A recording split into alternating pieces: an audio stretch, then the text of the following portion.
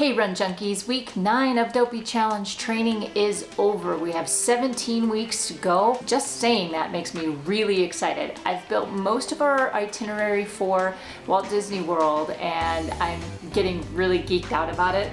So yay! This week was more of the same as last week. It's just scaled back a little bit. Most coaches will build their training plans with 3 weeks of building either duration or mileage, and then that 4th week they'll scale it back quite a bit to call it a recovery week. Less time, less mileage, or less intensity, or all of the above. Coach MK's heart rate training plan for the Dopey Challenge has been doing exactly that. We've built up for the last few weeks, and then this week is a recovery week. The longest run is 10 miles. My one small change for this week was adding in a little bit of yoga. I'm not very good at recovering from my runs. Sometimes I feel the victory is just getting in the run, but I don't do the foam rolling and the stretching the way I should all the time. And stretching lately has been non-existent. I have been feeling the effects of that. So I downloaded onto my phone Gaiam's Yoga Studio app. I heard about this from another mother runner.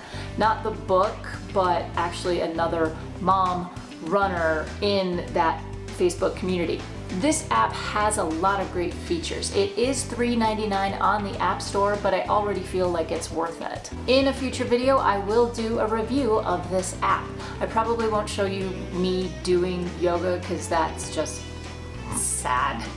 Challenges this week. First is just getting up in the morning to get out for a run. 5 o'clock seems to come sooner and sooner every day, but I know that it will pay off, especially when race week comes. Since we do live in the Mountain Time Zone and the Dopey Challenge is going to take place in the Eastern Time Zone, I'm already losing 2 hours in the time zone change alone. Then getting up at 4 o'clock every day to hit the start line by 5:30, 4 days in a row, that's gonna be a challenge. Another challenge was getting in all the walking. Now I've set the bar pretty high for myself, trying to achieve at least 10 miles of walking per week in addition to the running that I'm doing. I'm motivating myself in a way that I said I wouldn't, and I have a confession to make. I'm playing Pokemon Go.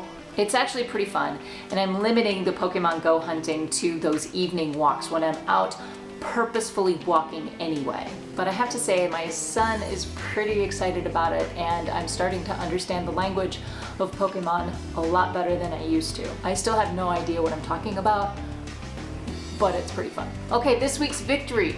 Last week I mentioned that I had signed up for a 10-mile race. Whether or not I was actually going to do that race was still up in the air, really up until Friday afternoon. Well, I ended up not doing that race because I have a lot of other things going on this week, but I did do my long run on Saturday morning. As per the heart rate training plans, your long runs have 2 goals. You hit 1 goal and you're done. My mileage goal was 10 miles this week. My time goal was 2 hours this week. I did hit 2 hours before I hit 10 miles. Therefore, I was done. But the victory came when I came really close to that mileage goal. In these heart rate training plans, we're finding that it's really hard to hit that mileage goal before we hit the time goal. And this week I got really close. I was less than half a mile away from that mileage goal before I hit the 2-hour mark. So I am starting to see the positive effects of heart rate training. Coming up next week, I'm really excited. I have a conversation with a nutritionist. I am meeting with Ellie Freeman over at Simply Nourished here in Denver. I'm looking forward to having that conversation with Ellie because nutrition has always been the weakest link in the chain for me. So please subscribe. I plan on bringing you a lot of information about those conversations with Ellie. But that is it for the update this week. If you like this video, please give me a thumbs up. Thank you so much for watching. We'll see you next time, and until then, happy running.